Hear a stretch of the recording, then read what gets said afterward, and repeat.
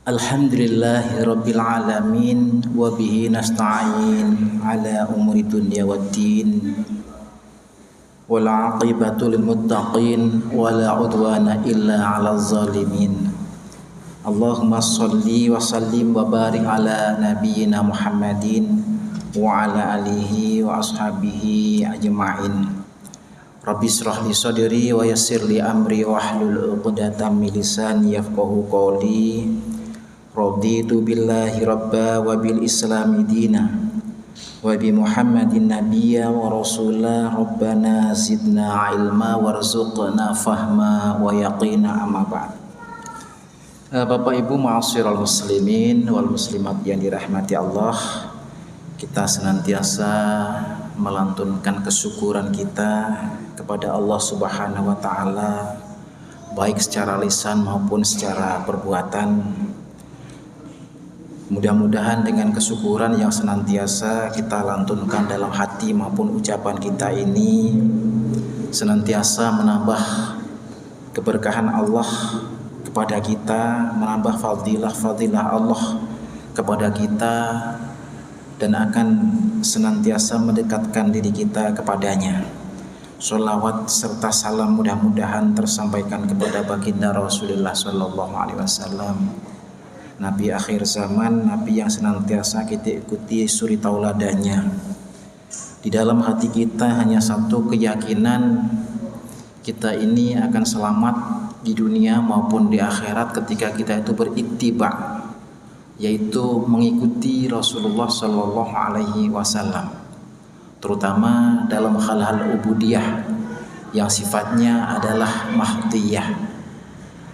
Ma'asyiral muslimin yang dirahmati Allah Subhanahu wa taala, di dalam kajian kita berkenaan dengan fiqhul ikhtilaf, kalau pada 2 bulan yang lalu ya saya sampaikan ini masalah-masalah yang berkenaan dengan hal-hal yang gaib, yang di sana ada beberapa hal berkenaan dengan pandangan-pandangan ulama. Kemudian bulan berikutnya kita cuti itu hari ya. Kita cuti karena hujan lebat sampai jam 10 malam itu hari. Abbas artikan telepon saya, ya sementara takut nggak ada yang datang Ustadz ya. Saya juga nggak tahu saya. Tapi nggak apalah, memang situasi kayak itu ya. Insyaallah pada hari ini saya akan sampaikan beberapa hal yang berkenaan dengan amaliyah yang selalu kita pandang, kita perhatikan dalam kehidupan sehari-hari.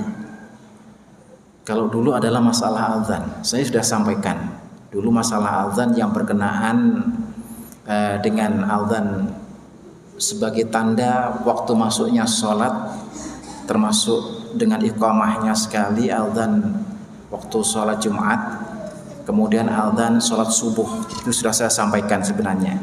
Tapi ketika saya ini ikut Jumatan di Kerantil Kromengan sana ya, itu ada seorang khotib. Waktu itu saya mau pergi ke sana itu ya, rumahnya Pak Ibnu Sina itu ke sana. Jadi Jumatan di sana, khotibnya itu berkhutbah yang judulnya adalah manfaat ataupun fadilah daripada azan. Di antara yang beliau terangkan oleh khotib itu, bahwa azan itu selain sebagai alat untuk memanggil tanda waktu masuknya sholat, di sana beliau juga menerangkan ada hal-hal yang lain yang berkenaan dengan kegunaan azan ini. Di antaranya adalah ketika bayi itu dilahirkan, ketika ada bencana, misalnya angin topan ya, misalnya hujan yang lebat yang enggak henti-henti, adanya banjir, adanya gempa, pokoknya adanya musibah. Kemudian ketika itu pula beliau juga menerangkan kalau ada seseorang yang histeris, dari wong Jawa itu kan serupan ya. Karena ada orang tuh tiba-tiba kayak kena setan, nggak ingat dengan dirinya sendiri ya. Terus kasarnya kok jalan kepang lah aja. itu perlu diadzani di telinga mereka. Kemudian ada pula adzan yang dikumandangkan untuk orang yang meninggal dunia, ya. Maka di sini ada beberapa hal yang memang sifatnya perintah itu ada perintah syar'i, tapi ada juga masalah adzan itu perintahnya adalah perintah yang tidak syar'i ataupun berupa adat saja. Nah, saya ini melihat memang ketika ada orang terkena histeris, ya, taruhlah kata orang terkena jin, itu ada salah seorang yang mengadzani di telinga dia. Tapi saya dengar juga nggak sembuh-sembuh itu, ya, juga nggak sembuh-sembuh. Ya memang begini, kalau menurut hadis yang diriwayatkan oleh Imam Al-Baihaqi, itu di sana diterangkan bahwa ketika adzan itu dikumandangkan, maka setan-setan itu akan lari, ya, jin-jin itu yang jin yang kufur, ya, itu akan lari sampai mereka itu bersembunyi di lubang-lubang tempat kita buang air besar, sampai di sana sembunyi. Nanti ketika adzan selesai, mereka datang lagi mengganggu orang yang mau sholat. Ketika iqamat itu dikumandangkan, mereka lari juga, ya, bersembunyi. Ketika iqamat selesai, mereka datang lagi ke orang yang sedang melaksanakan sholat. Maka hal-hal kayak ini diambil satu iktibar bahwa yang namanya adzan itu diperkirakan oleh mereka mampu untuk mengusir jin-jin yang datang mengusik hati manusia, sehingga orang-orang yang terkena jin itu mereka adzani. Nah, kalau hal kayak ini sih sebenarnya dalam Islam itu kan ada ayat-ayat ruqyah, ya. Saya yakinlah dan yakin seyakin-yakinnya bahwa namanya Al-Quran itu diturunkan oleh Allah Subhanahu wa taala, wa nunazzilu minal Qur'ani ma huwa syifaa'u wa rahmatul lil mu'minin. Kami turunkan Al-Quran itu sebagai syifa, yaitu obat, wa rahmah sebagai rahmat bagi orang yang yakin, bagi orang yang beriman.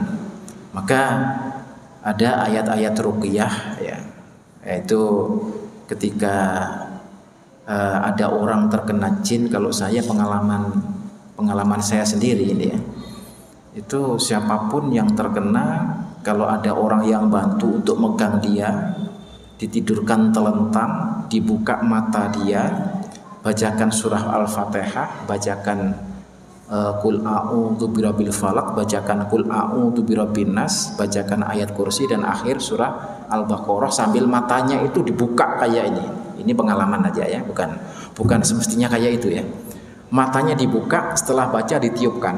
Nah, kemudian mata itu ditutup rapat-rapat dan selama ini sadar dia itu, ya.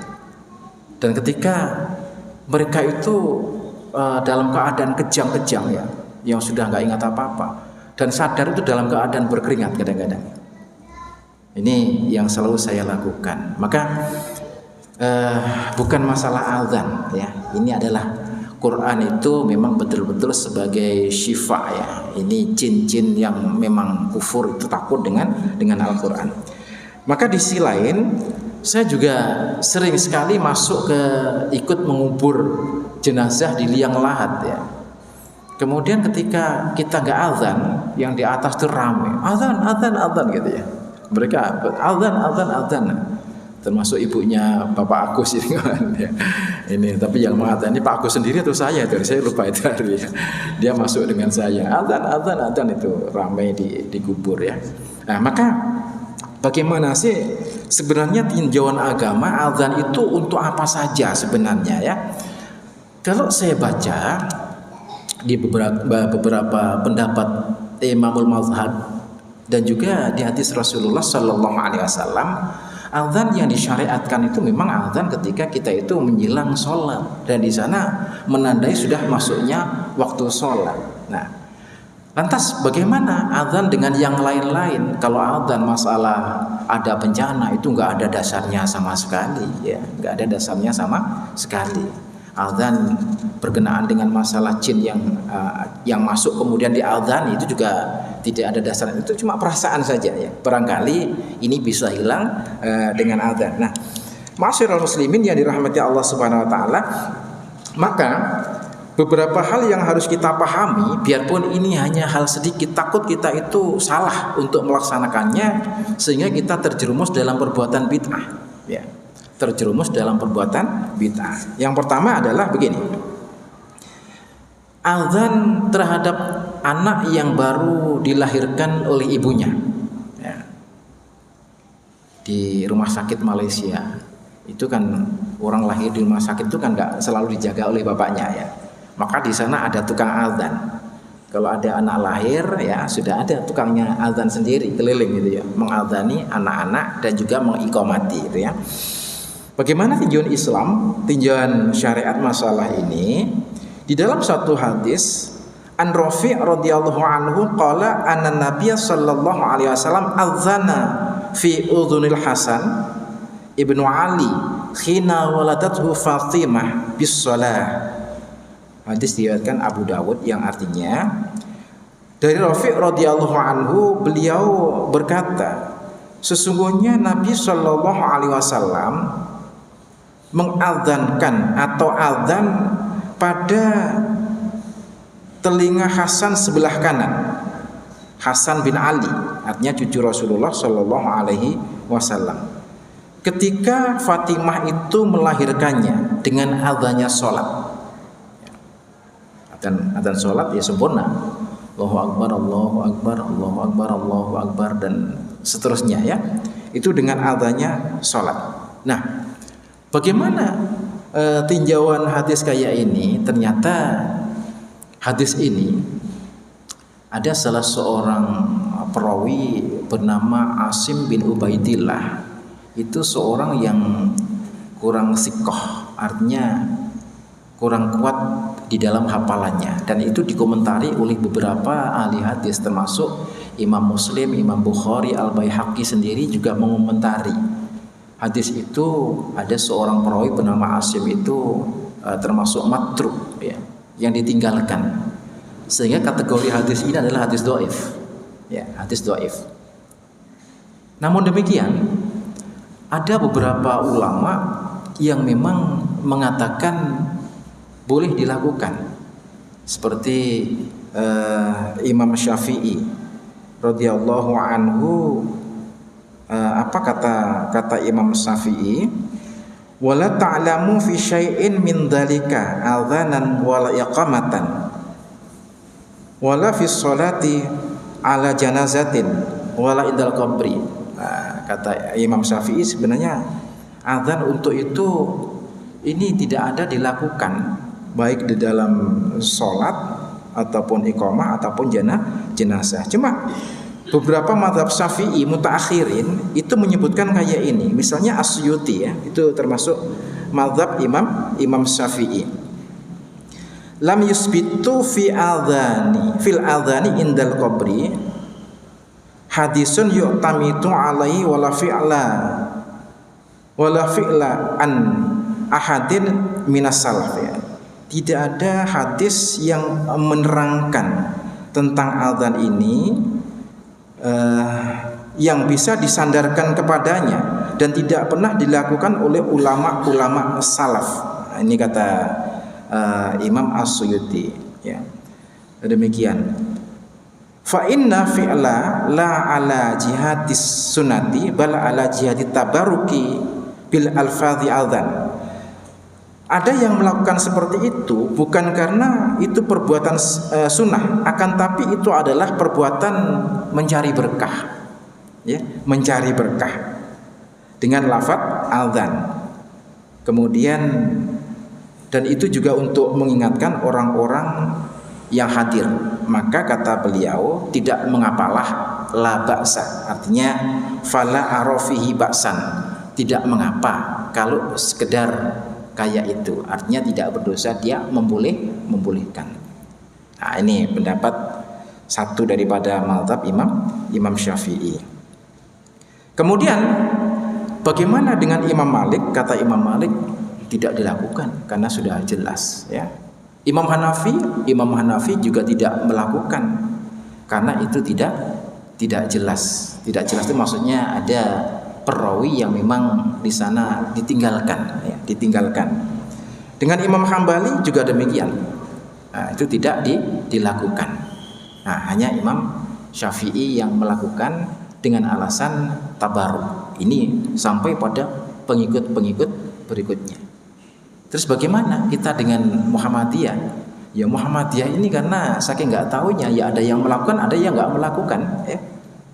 Kalau tahu bahwa ini adalah salah seorang yang di sana perawi yang ditinggalkan, yaitu Asim, maka itu adalah hadis yang tidak sahih, gitu saja. Ini ya.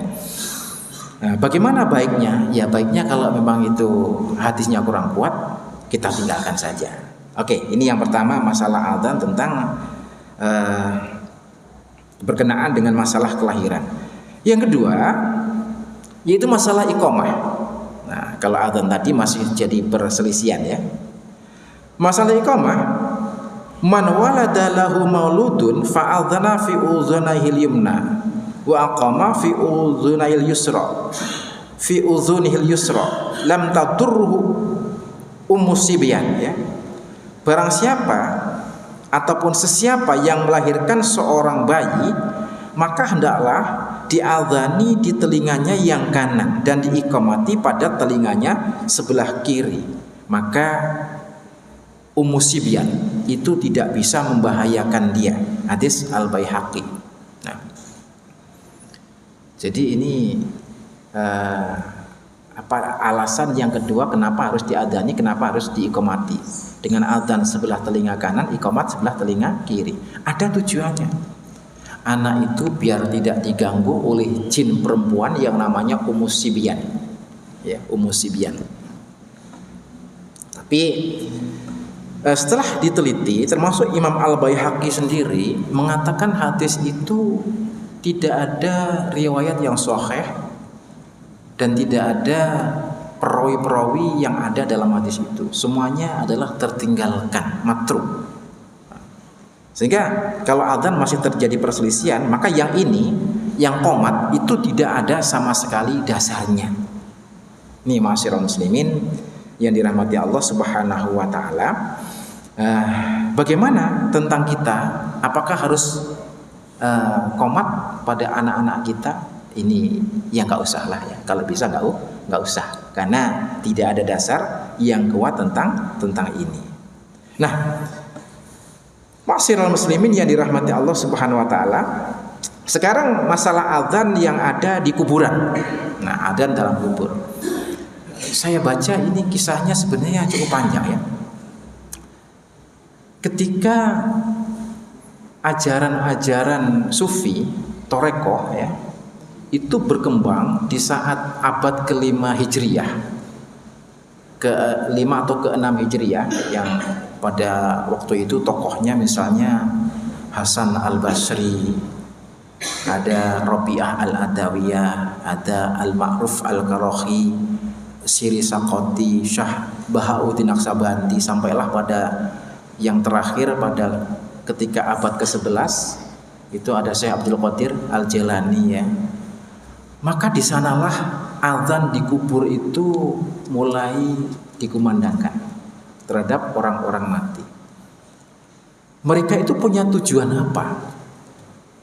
Tujuannya pertama yaitu menuntun ahli kubur biar tidak lupa dengan kalimat yang diucapkan, terutama kalimat asyhadu alla ilaha illallah wa asyhadu anna Muhammadar Rasulullah. Yang kedua kalinya tujuannya untuk menenangkan ahli kubur.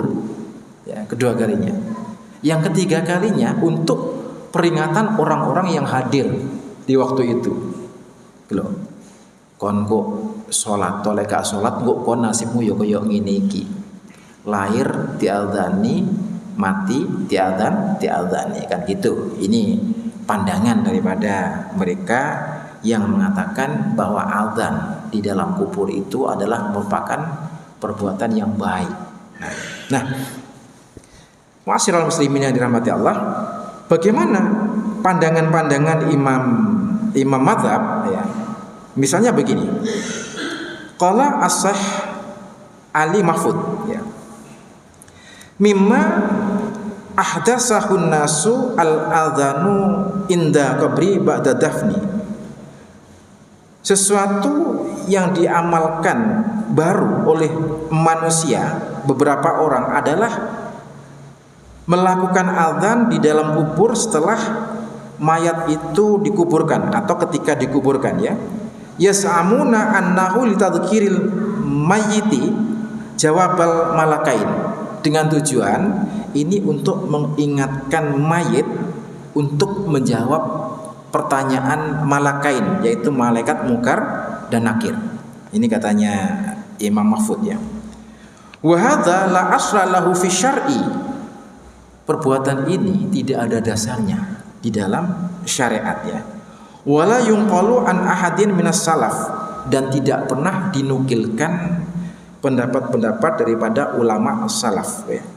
Wa qad jawaza ba'dul mutaakhirina fi'la idza lam ya'taqidu bi sunnati. Tapi ada ulama-ulama mutaakhirin yang mereka itu mengatakan ini boleh-boleh saja, jawaz, katanya boleh-boleh saja, dengan syarat lam ya'taqidu bi sunnah, tidak diyakini ini perbuatan sunnah, ya. Bal ala wajhil adat, akan tapi diyakini ini adalah hanya perbuatan yang sifatnya adalah adat, kebiasaan. Wa illa fahuwa minal bid'atil munkar. Kalau sampai itu diyakini suatu perbuatan sunnah, itu termasuk bid'ah munkar. Ini pendapat, ya. Saya katakan ini pendapat sesuai dengan apa yang dikatakan Syekh Ali Mahfud, ya, ulama mutaakhirin. Jadi adzan dalam kubur itu, kata beliau, boleh dilakukan, tapi jangan diyakini itu perbuatan syariah, perbuatan sunnah. Kalau kalian cuma meyakini ini adalah adat, itu boleh-boleh saja. Nah, maka dalam hal inilah, kayak saya sudah baca, ya, ada orang yang tanya kepada saya ini hidup di kampung, ya, gak bisa kalau saya ini tidak ikut jamaah tahlil. Bahkan mereka ini selalu undang saya, dan baik semua dengan saya. Nah, maka kita katakan yang namanya adat itu, apalagi adat Islam, ya boleh-boleh saja. Tapi kalau adat itu diyakini suatu ibadah, itu yang jadinya perbuatan bid'ah. Sehingga untuk meringankan kehidupan di kampung yang kayak itu, kalau kita tidak bisa mengelak, datang dengan niat kita itu melaksanakan suatu adat dan bukan ibadah. Kecuali kalau kita, ya memang saya begitu masuk ke kampung, sudahlah diundang, nggak pernah datang, dan saya katakan saya tidak biasa melakukan seperti itu. Kemudian mereka paham dengan apa yang kita lakukan, sehingga mereka tidak memusuhi kita dalam hal-hal yang sifatnya kayak itu. Biarpun rasa-rasa dia buri gak masalah, ya. Tapi sudah jelas bahwa kita tidak melakukan seperti itu. Tapi kalau yang hatinya masih belum mampu, ya, kita datang, itu adalah merupakan adat. Ini sesuai dengan pendapat ini, ya. Sesuai dengan pendapat Syekh Ali Mahfud. Ini termasuk mazhab Syafi'iyah. Oke, ma'asyiral muslimin yang dirahmati Allah Subhanahu wa taala. Kalau itu sampai kita niatkan ini adalah suatu ibadah, kita datang, maka itu termasuk bid'ah mungkar, bid'ah yang tercela, yang mungkar, ya. Oke. Untuk adzan di kubur sendiri, bagaimana kata Imam Syafi'i di dalam kitab ya, kitab Al-Um, kata Imam Syafi'i demikian, wala ta'lamu fi syar'i min dzalika adzanan wala iqamatan wala fi sholati ala janazatin wala indal qabri, ya, kami tidak mengetahui di dalam aturan syariat, yaitu azan, iqamat, baik itu di dalam sholat jenazah ataupun di kubur. Itu kata Imam Syafi'i. Walam yunqalu anin Nabi sallallahu alaihi wasallam annahu adzana fi maudhi'in min dzalika wala ahadan min ashabi, dan tidak pernah dinukilkan dari Nabi Shallallahu Alaihi Wasallam bahwa beliau azan di tempat itu, artinya di kubur, dan juga tidak siapapun dari sahabatnya melaksanakan. Ini pendapat Imam Syafi'i. Jadi azan di kubur itu tidak pernah dilakukan oleh Rasulullah dan juga para sahabat radhiyallahu anhum. Bagaimana pengikut Imam Syafi'i, misalnya Imam An-Nawawi? Qala Imam An-Nawawi, wala yusannu al-adhanu walal iqamatu lil mayyiti la inda idkhalihil qabri wala ba'da dafnihi walam yasbitu fihi syai'un wa hadza minal bid'ah. Tidak disunahkan, kata Imam An-Nawawi, azan dan iqamat untuk mayit, yaitu waktu dia dimasukkan kubur ataupun sesudah dia itu dikuburkan, karena tidak ada nas yang tetap berkenaan dengan azan di kubur itu. Kalau itu dilakukan, wa hadza minal bid'ah, ya, alladzi la aslalaha, yaitu sesuatu yang tidak ada dasarnya, asalnya, walau fi'la mu'taqidan annahu sunnatun fahuwa bid'atun munkarah, ya. Kalau itu dilakukan dan dia itu mengaku bahwa itu perbuatan sunnah, justru itu yang disebut dengan bid'ah munkarah. Ini kata Imam An-Nawawi, ya. Ini termasuk mazhab Syafi'i. Ma'asyiral muslimin yang dirahmati Allah Subhanahu wa taala. Nah, satu imam memang tidak mensunahkan. Bagaimana Imam Al-Hanafi? Al-adhanu indal qabri la asla lahu wa huwa minal bid'ah. Ya, itu.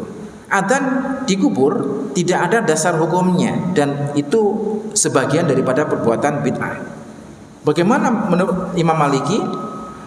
La yusra'ul adzanu li ghairi sholatin, tidak disyariatkan adzan kecuali dalam melaksanakan sholat.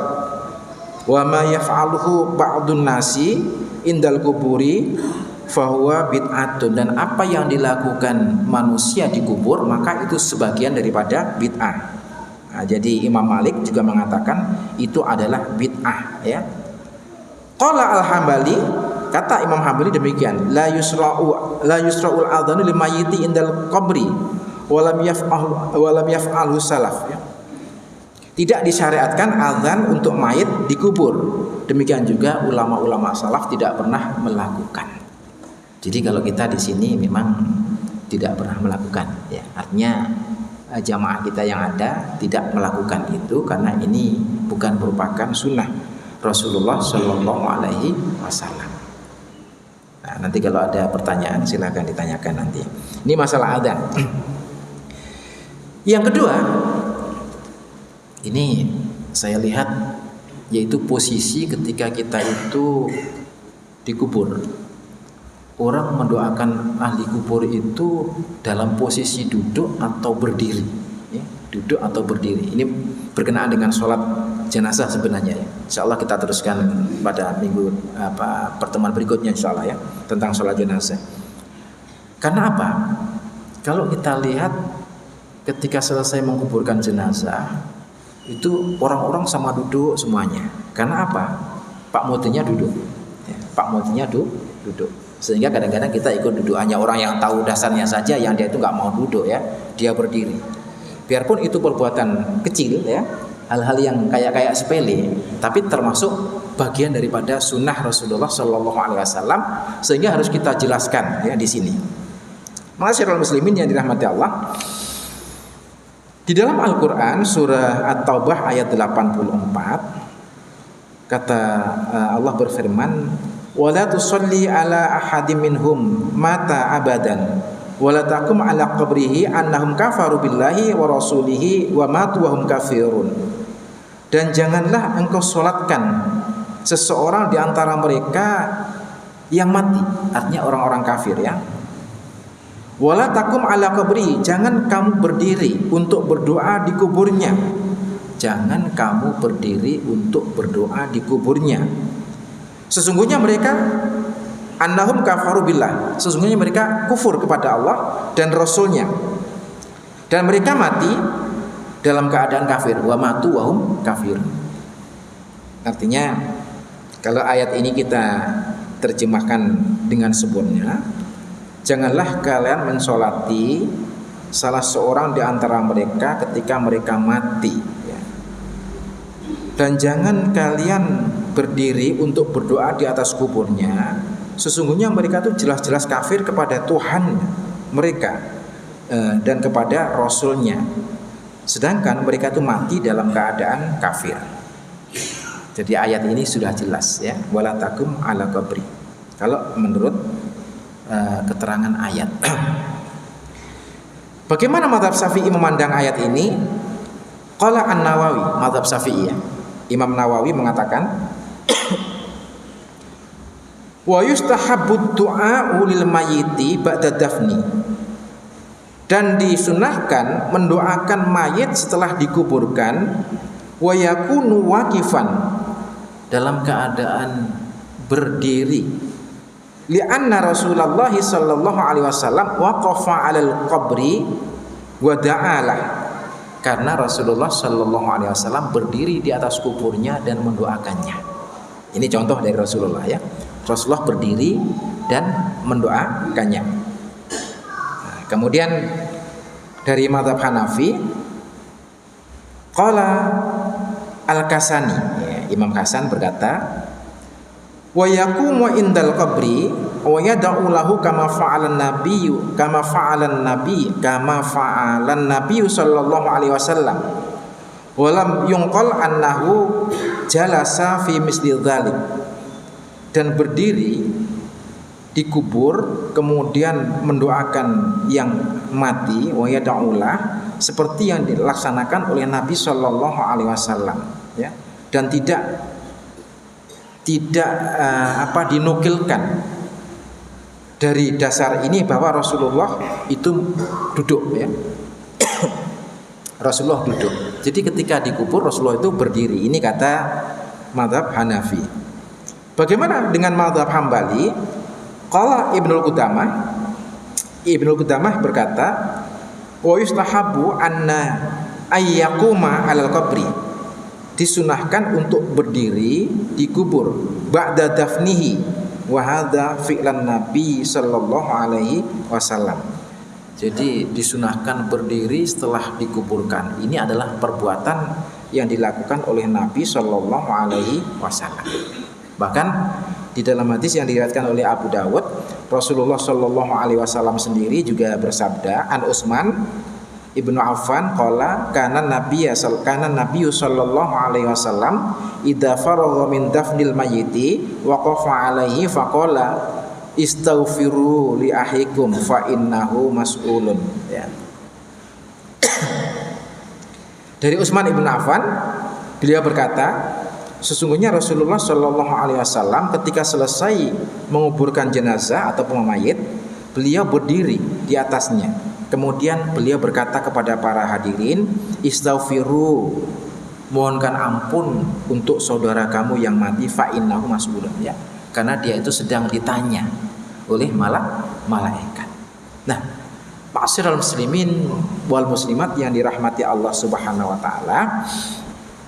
Jadi ketika semua imam mazhab menerangkan kayak ini dengan dasar yang ada seperti itu, nanti ini kan merupakan perbuatan sunnah, ya, yang harus kita lakukan, ya, biar benarnya sedikit. Sehingga kalau nanti ada di kuburan siapapun, tiba-tiba Pak Mutinya duduk mau berdoa setelah menguburkan, ya, nah, maka kita cukup berdiri, nggak apa-apa. Bahkan kita doa sendiri, Allahumma firlahu warhamhu wa'afi wa'fu anhu, itu sudah cukup. Ataupun dengan bahasa lain, ya Allah, mudahkan perjalanan dia di kubur, mudahkan dia untuk menjawab pertanyaan malaikat Munkar dan Nakir, dan terangilah kuburnya, luaskan kuburnya. Itu nggak apa-apa dengan bahasa kita sendiri. Kalau kita amini, misalnya Pak Mutin yang sedang duduk, kalau kita amin juga nggak masalah. Tapi kita dalam keadaan berdiri.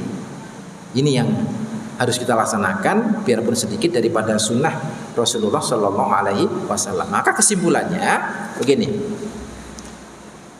bahwa yang namanya azan itu tidak disunahkan azan ketika ada bencana, Bencana cuma diucapkan inna lillahi wa inna ilaihi rajiun. Tidak disunahkan azan ketika melihat orang sedang kerasukan, ya. Itu tidak disunahkan. Kita disuruh membacakan ayat-ayat yang berhubungan dengan masalah ruqyah, ya, masalah ruqyah. Demikian juga bayi itu kalau bisa tidak kita adzani, ya kita ucapkan alhamdulillah bayi saya sudah lahir dalam keadaan sehat walafiat, ya. Mudah-mudahan jadi anak soleh dan solihah. Itu saja. Apalagi dengan qomat itu tidak ada dasarnya sama sekali. Bagaimana dengan adzan dalam kubur? Itu semua ulama mazhab tidak mensunahkan untuk adzan di dalam kubur. Demikian juga ketika mayat sudah dikuburkan, maka keadaan kita kalau mau berdoa, berdoalah dengan berdiri. Itu perbuatan Rasulullah Shallallahu Alaihi Wasallam. Nah, ma'asyiral muslimin yang dirahmati Allah, kurang berapa menit ini? Hah? 10 menit, oke. Nah, kalau ada yang ditanyakan, mohon silakan. Nanti kita diskusi sama-sama. Bismillah.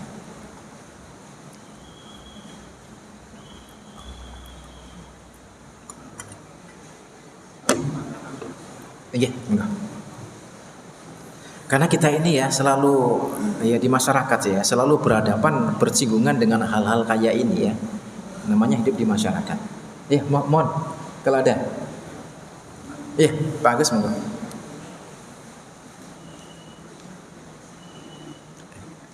Pakai Pak Agus. Pakai ini aja.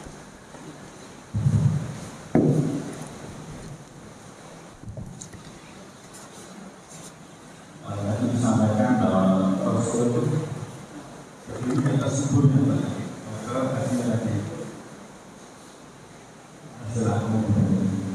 sementara anak kalangan itu kalau melewati bagaimana memaknai Berdiri. Iya.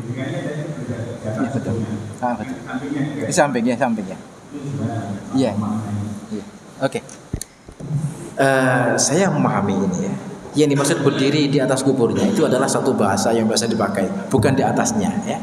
Tapi di samping, tapi di atas mayat. Ya, bukan duduk maksudnya.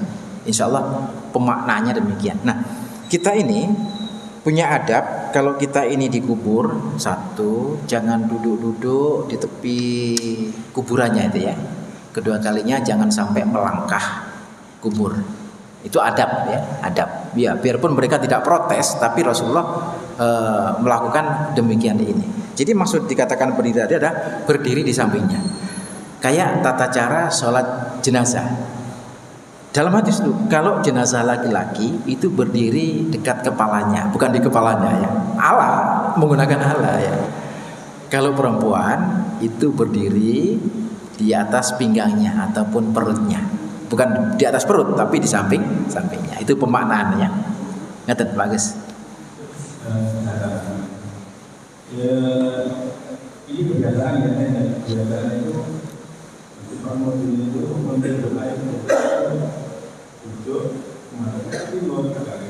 menghadap timur ya.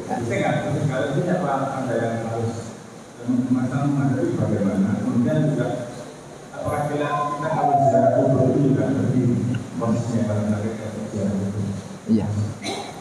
Terima kasih. Karena ini merupakan sunnah ya. Banyak kita lihat Pak Muhyiddin itu kadang-kadang bukan dia itu menghadap ke kiblat ya, malah menghadap ke timur. Dengan duduk menghadap ke timur. Satu sunnah sudah tidak dia laksanakan, yaitu dengan duduk. Kalau ditinjau daripada sunnah Rasulullah Sallallahu Alaihi Wasallam sendiri, masalah menghadapnya nggak apa-apa. Fa'aina tuwallu fasamma wajhullah. Di mana saja kamu hadapkan wajah kamu, maka di sanalah kamu akan berhadapan dengan zat Allah. Fa'aina tuwallu wujuhakum fasamma wajhullah ya. Di sana akan kamu hadapi zat Allah Subhanahu wa taala. Tapi masalah duduknya itu yang tidak sunnah. Oke. Bagaimana kalau kita nanti ziarah kubur untuk berdoa kan ziarah kubur itu? Ya, barang tentu sama. Karena kata-kata ba'da dafni itu setelah dikuburkannya. Nah, kalau sudah dikuburkannya, waktu lama pun kan memang sudah dikubur. Maka itu tetap mengikut sunnah Rasulullah Sallallahu Alaihi Wasallam. Toh yang namanya ziarah kubur itu kita ini kan nggak perlu doa terlalu panjang. Orang dengan duduk kadang-kadang baca Yasin ya. Kita sendiri di sana masih ada perbedaan pendapat masalah baca Quran di kubur. Sehingga kalau kita ke sana ya berdoalah dengan berdiri, dan ini selalu saya lakukan memang sejak dulu ya. Ketika saya ke kubur memang saya doa dengan berdiri karena ada dasarnya yang jelas memang. Ngeten Pak Gus ya. Terima kasih.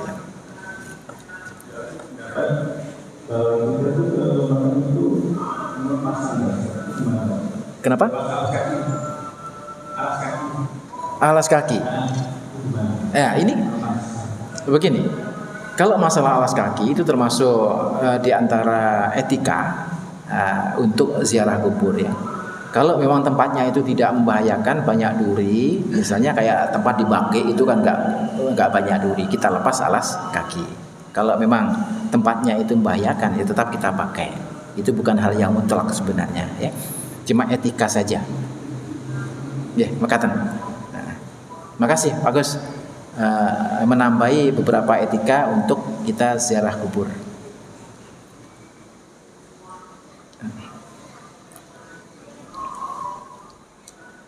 Moga Pak Rahman. Inggih, moga.